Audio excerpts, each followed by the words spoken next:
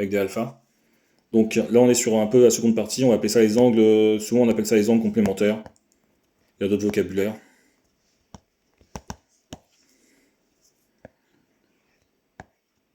Je vais prendre un angle petit qui s'appelle alpha, toujours petit parce que ça permet de bien voir. Si je prends un angle trop grand qui est au milieu, je ne verrai pas ce que je vais faire. Ici, cette longueur-là, je vais l'appeler petit a, et donc c'est le cosinus de alpha. Ici, je projette. La longueur qui est ici, c'est la même que celle-ci. Hein. Et c'est je vais l'appeler petit b, et c'est sinus de alpha. Et on va garder ça en tête. D'accord? Donc, je vais, à partir de ça, j'ai toujours mon alpha qui est ici, et je vais faire moins alpha. Toujours on dirait un 2, mais c'est alpha. Hein. Et qu'est-ce qu'on marque? Ils ont le même cosinus, qui vaut toujours a. C'est-à-dire que c'est la longueur qui est ici.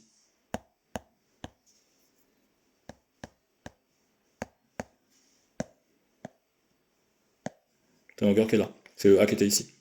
Donc ça veut dire que cos de moins alpha est égal à cos de alpha.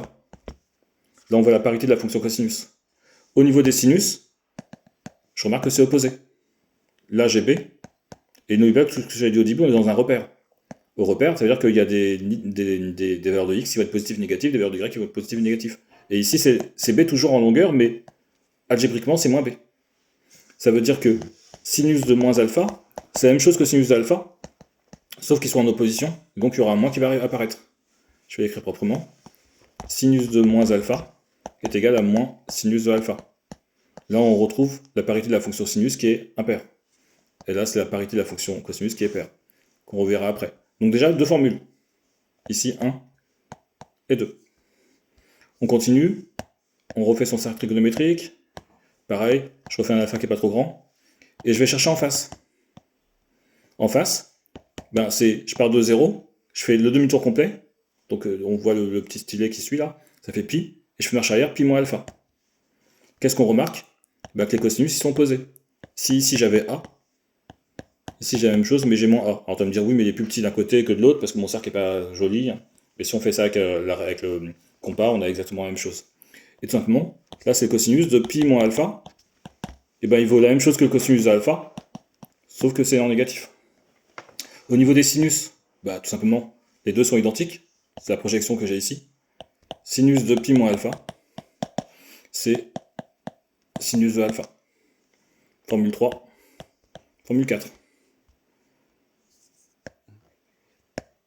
Pareil, toujours alpha. Là, j'avais fait au-dessus pi moins alpha. Maintenant, je vais faire pi plus alpha. Donc, pi plus alpha ou alpha plus pi. Je fais alpha et j'ajoute pi. Donc là, j'ai alpha, angle alpha. Et de cet angle-là, j'ajoute pi. Je peux partir d'ici. Hein. Je fais pi. Donc, je suis ici pi.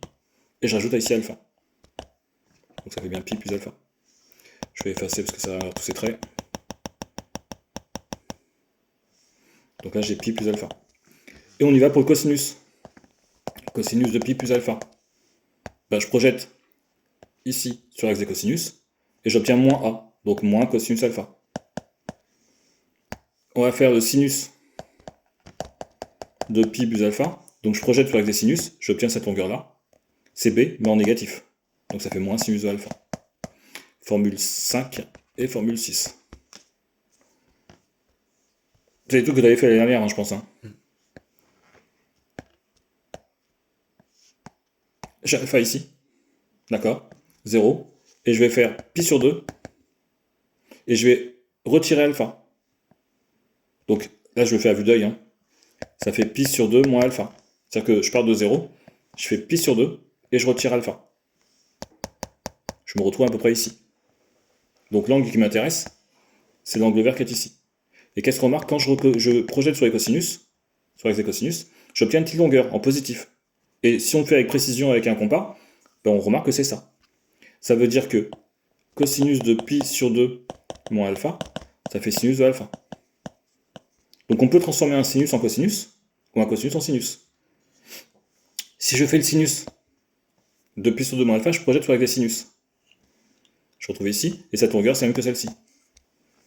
Donc sinus de pi sur 2 moins alpha, c'est la même chose que cosinus de alpha, tout est positif pour l'instant.